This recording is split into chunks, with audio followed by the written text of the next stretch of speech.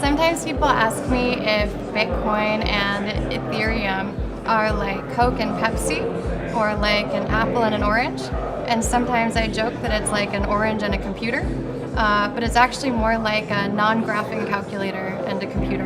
Bitcoin and Ethereum are both expressions of units of value that sit on top of a blockchain, and that chain of information that records basically who owns what when. You can think of it as sort of as Bitcoin today is a little bit like DOS on an x86, and Ethereum is a little bit like a Mac in 1984. It's a little easier to work with. Developers have flocked to it because it's easy to work with, but you have a giant, massive community of people in the open source part of Bitcoin that's a little bit like the PC.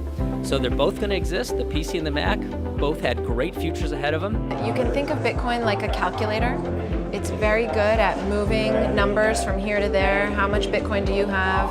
How much Bitcoin do I have? If I've spent some Bitcoin. And when we think of Ethereum, you can think of it like a 3D Excel spreadsheet.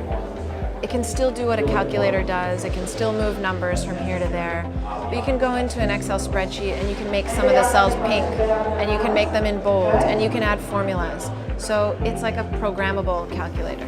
The Bitcoin network is essentially the world's largest supercomputer. It's millions of computers around the world that use a protocol to do basically one thing and one thing only, and that's verify that a transaction from me to you is real and not fake. And it's an amalgamation of a number of different technologies that existed before but were put together in a brand new way. Ethereum is essentially the same thing, but instead of having the world's largest supercomputer, this giant cloud of computers that work together to verify transactions and have that be the only thing it can do, Vitalik Buterin, the creator, said, well, we can abstract that and allow it to do any number of things. And you can tell it what to do via a programming language. They're both networks of computers that know how to do something.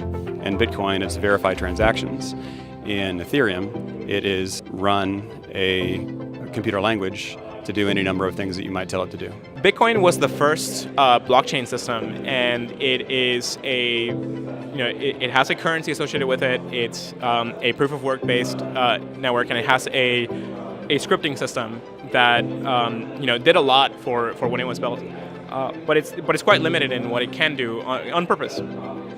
And Ethereum is like a next generation blockchain on top of that. It's a system and project that was developed by learning through a lot of what Bitcoin did well and what it did poorly.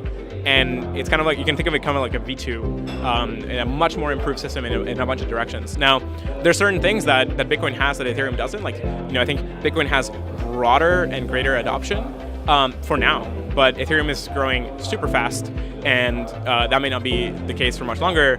And certainly for when you look at it from an application perspective, Ethereum is way more powerful and versatile, and you can use it for constructing many new kinds of things.